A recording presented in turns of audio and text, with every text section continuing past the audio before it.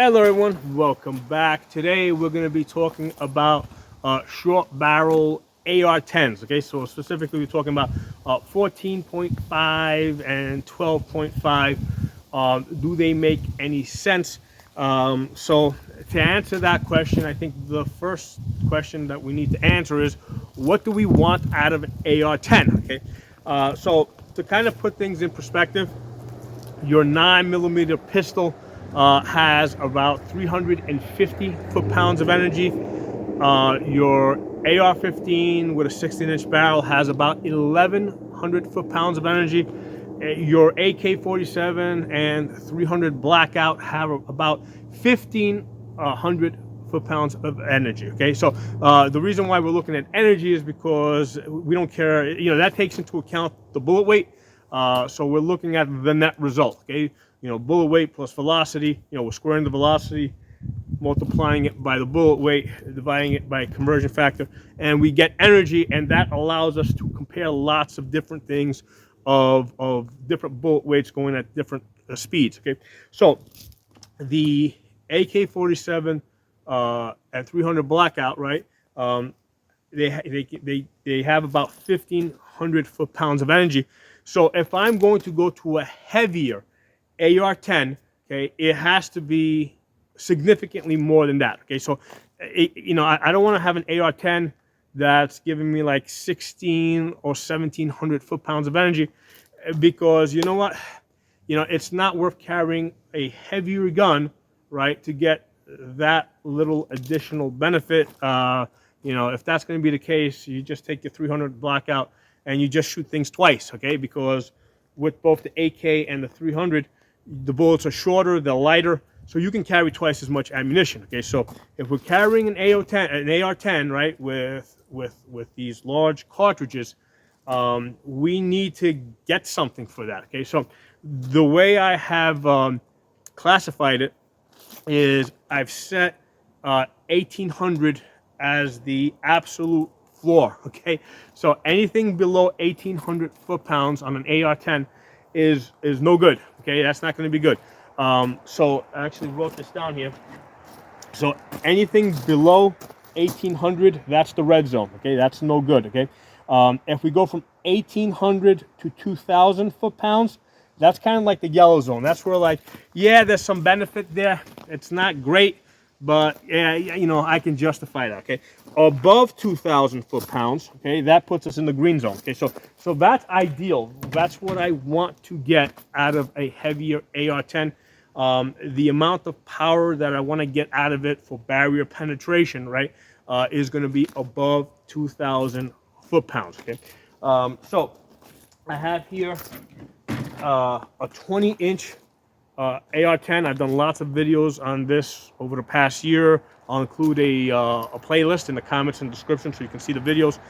So I've been using this 20-inch to run the bullets through a chronograph, and I also have a 16-inch AK Vepr, right, that also shoots 308. So I've been running those bullets through the chronograph, and I can see what the drop is from 20 inches going down to 16 inches, and that can give us an idea of where we're going to be if we go from like 16 inches to a 14.5 or 12.5. Okay, so what I'm going to tell you guys is, and I'll give you guys kind of the answer, and then I'll go back and I'll explain how I got to that answer.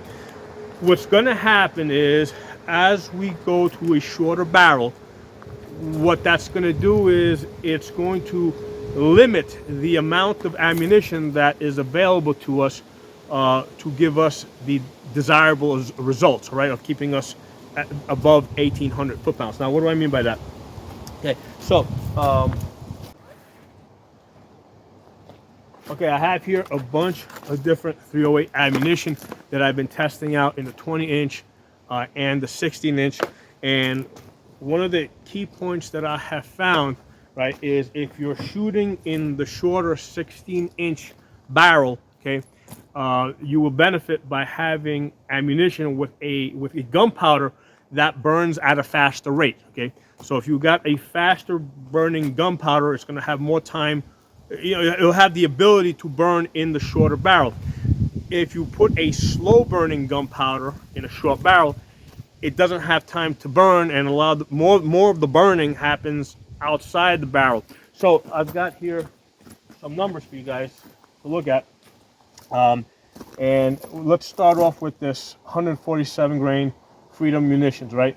When I ran that through the 20 inch, okay, that had an energy of 2415, okay? When I ran it through the 16 inch, that had an energy of 2336. So the drop from 20 inches to 16 inches here is roughly somewhere in the area of 100 foot-pounds, okay? But when I went with the American Sniper, right, the American Sniper in the 20 inch, that had an energy of 2361, okay? But when I put that in the 16 inch, that energy dropped to 1975, okay? So that basically got into the yellow zone just by going to to that shorter 16 inch barrel, okay? Now here's the thing to consider here is that this ammunition, right, when I went from 20 inch to 16 inch, the energy dropped by about 380 foot-pounds, right, versus the other one up here, which only, the Freedom munitions only dropped by about 100 foot-pounds from the 620 inch to the 16 inch. So what would be the difference? Right? It's not the bullet weights, because the bullet weights are pretty close. You got one that's 147 grains, the other one's 149 grains, so it's not the bullet weights. It's the gunpowder, okay? The Freedom munitions has a faster burning gunpowder, okay? And the American Sniper has a slower burning gunpowder. So when I put that in the shorter barrel, a smaller percentage of that had a chance to burn. So I got this huge drop in energy from 2361 down to 1975. And then I tried Tula, right? When I put Tula 308, 150 grains, in the 20 inch, all right, that already is starting off at 1933, okay? And then when I went to so it's already in the yellow zone, right? In the 20 inch barrel, okay? Because this is a very slow burning gunpowder, and plus they probably don't put as much into it because it's budget, it's really budget. But then when I went to the 16 inch, right, and I put the Tula in there, the energy dropped to 1714, okay? So right now it's below 1800. It's like in the red zone, absolutely no go. There's no point in carrying a heavier AR-10, right? That's going to that's going to give you an energy that's just maybe about 200 foot-pounds more than your AK-47 or your 300 Blackout. Okay, so this is a way to look at this. Okay, so what's happening here when we go from when we're up in the 20 inch barrel, we've got more options, right? There's a better chance that we can. There's a high probability that any 308 ammunition that we throw in there is going to be in that green zone, and there's some, a small number of it is going to be in this yellow zone, right, where this Tula is over here in 1933. Now it's not. You can't just look at this and say, hey, this is, cheap ass imported Russian ammunition, because over the years, lots of bolt action hunters have been asking for lighter recoiling 308 ammunition, and the industry has responded by just making less powerful 308 ammunition. And in the bolt action rifle, where it doesn't have to cycle itself, that's not an issue, right? They get this low power ammunition that feels good to them. They really don't understand that, hey, there's less power going down range, right? So there's going to be lots of 308 ammunition out there that's really intended for hunters. That's going to be like, medium to low power. Okay, so if we look at this over here now, going back to this. So with the Freedom munitions, we started off at 2415, right? The 147 grains, 2415. If we go down to a 16, we're at 2336. So we're well in the green zone. Okay. Now, if we were to go down to like a 14.5, okay, that would probably drop from 2336 to probably around 2200-ish, right? So that's in the green zone. So no problem taking this Freedom munitions to a 14.5, okay? Now what happens if we go to a 12.5? If we go to a 12.5, I'm going to guess that it's going to drop. It's going to go down to about 2,000 foot-pounds or just below 2,000 foot-pounds. And that's going to put it in the yellow zone, which is still acceptable. But, you know, I mean, that's how I think we need to look at this. Now, if I were to use the American Sniper, right, where I'm starting off with a 20-inch with 2361, right, and I go to a 16-inch and I'm already in the yellow zone at 1975. If I put this in the 14.5, I mean, that's probably going to put me in the red zone. It's probably going to drop me well below 1,800 foot-pounds, and there's absolutely no reason to be carrying a gun that heavy to get basically the power of an AK-47 or 300 Blackout. Okay. Now, there's this one ammunition I have up here, in red, right, which is the hottest one that I have found. That's the 150 grain Freedom munition.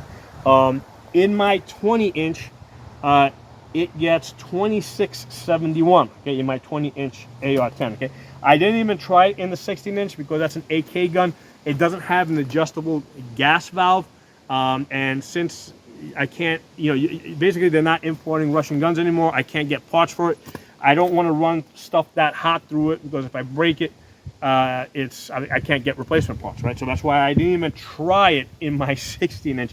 But I can tell you, given that this is starting off at 2671, all right, I would say that if I put that in the 16-inch, it would probably get at least 2,500 foot-pounds. Okay, I could easily put that in the 14.5, and it would probably be around, you know, 2,300 foot-pounds. If I put that in a 12.5, this 150 grain free ammunition would probably be around 2,100 foot-pounds, or just above 2,000. And that would, you know, so I can get into this green zone above 2,000 foot-pounds with a 12.5 if I use this ammunition right here, this 150 grain Freedom munition. You know, it would work. So the point that I'm trying to bring out here is that that as we go to a shorter barrel, that's going to limit our options, right? Because like I said, with a 20-inch, I could throw anything in there, and it's probably going to be good enough. It's going to keep me above 2,000 foot-pounds, regardless what it is. Okay, as I start going to shorter barrels, I actually need to run them through a chronograph and see what I'm getting and make sure that I'm staying above that 2,000 or that at least stay above that 1,800 foot-pounds of energy. Okay, so the way I see it is with the longer barrel, you've got more options as far as ammunition to give you acceptable results downrange. When you go to the shorter barrels, now you got to be more selective. Now, the Freedom munitions, this stuff over here, okay, this is budget stuff. I get this stuff for like $17 to $18 a box. So right now I can get this stuff. I like to buy it on the holidays because I get it with the free shipping. You gotta get like 400 rounds. I usually stock up 400 rounds at a time. But the point is that down the road, maybe it's not available, okay? Or maybe they cut back on the powder or change their powder or how to, you know. So the point is, like right now I have an option where I can get a 14.5 or 12.5, and I have an ammunition that will run good in it, right, and keep me where I want to be as far as power. But down the road, this may not be available, so it's cutting down options for me. Okay, now as far as AR-10, any AR-10 that you get must have an adjustable gas valve with many positions. Okay, 4 or 5 positions is not enough. This Palmetto PA-10 Gen 3 has an adjustable gas block over here. It has 3 slots per turn for a total of 17 gas positions. Okay,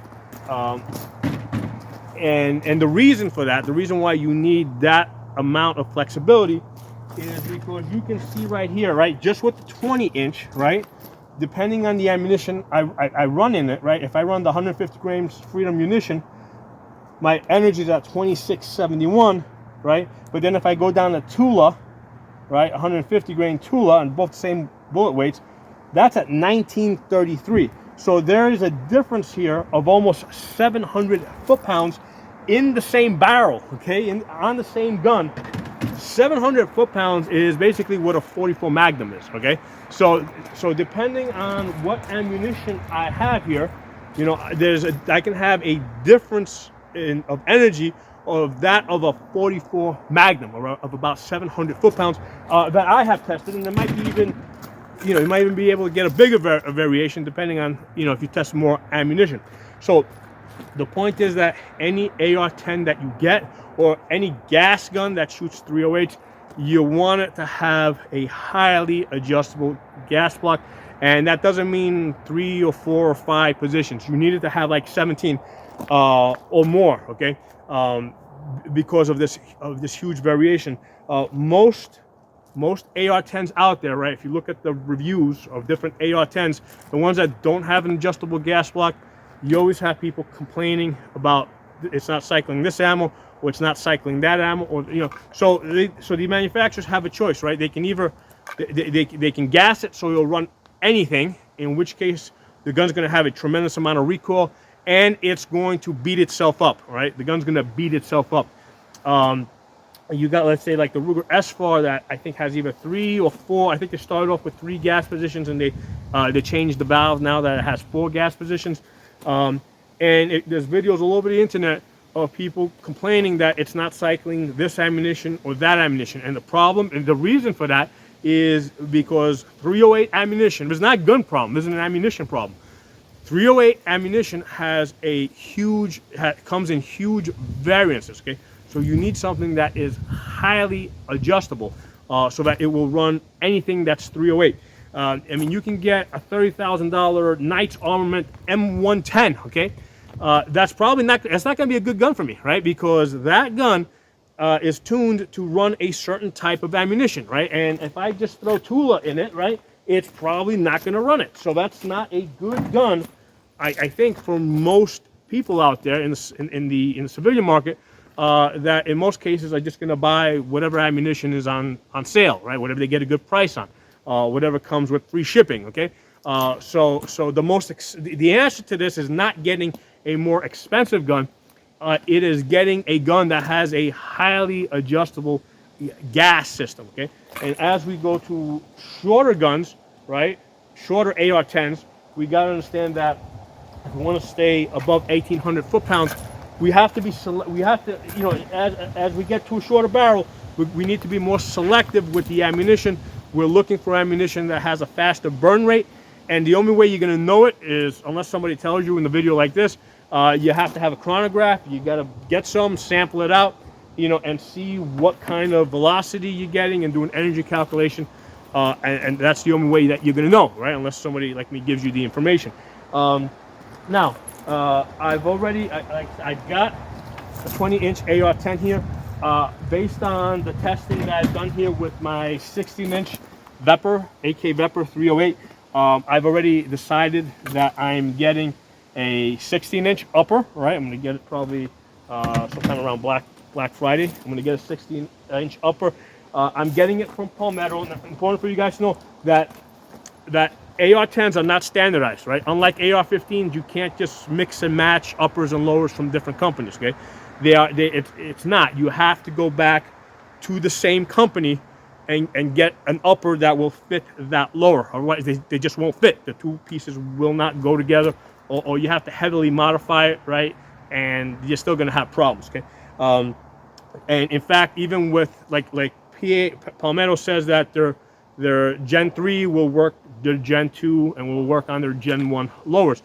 So even from generation to generation, from within the same company, you got to make sure that they're compatible. In fact, this is the PA-10 Gen 3. Palmetto also has a Saber line AR-10, right? That upper is not going to fit on here, okay? So you have to make sure that the upper will fit on the lower. So the great thing about Palmetto is I can just go to their website and order the 16-inch upper and just slap it on there, and it's ready to go, and I know it's going to work.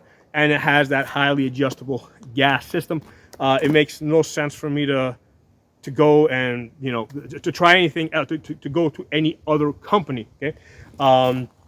Now, if when I looked on their website, they don't have a 14.5, they don't have a 12.5 upper. Um, if that's the only way I would buy it, if they were to offer it. Okay, it makes sense to stay within the same company, because if you don't like it, there's no loss there. You can at least you can use the bolt, right? The bolt from your 16 will also work in your 20-inch. You're not committed to also buying a lower, right? You're just buying the upper. So it makes a lot more sense for me to get a 16-inch upper to try on here to see how I like it, instead of going to some other company where now I got to get the upper and I got to get the lower because the two aren't going to match up. Okay, so now I don't work for Palmetto. I don't get any kickbacks. I don't do affiliate links. I don't do any. I mean, I just use it because it's good. I'm a gun instructor. Okay, so what I try to do is I try to give my customers and everybody out there the best advice based on the high volume of shooting that I do, because it's in my interest to basically promote the gun community overall. I want to bring more and more people into the gun hobby. Okay, so I don't do these videos because I'm trying to promote Palmetto, but rather I'm trying to get the best, easiest, cheapest, most budget guns that work into the hands of as many people as possible in order for the gun community to keep growing. Okay, so that's my motivation for doing all these videos. So I'm not fanboying Palmetto for any other reason other than they've got good budget stuff that just works. Okay, so thanks for watching. Drop some comments below. I'll talk to you all soon. Hey everyone, I want to add that since I did this video a few days ago, I did manage to speak to somebody that has a 12.5-inch AR-10, right? So AR-10 with a 12.5-inch barrel. And they confirmed for me after running rounds through the chronograph that with some rounds, very few rounds, but some 308 ammunition, they're actually able to get in that area of 2,000 foot-pounds.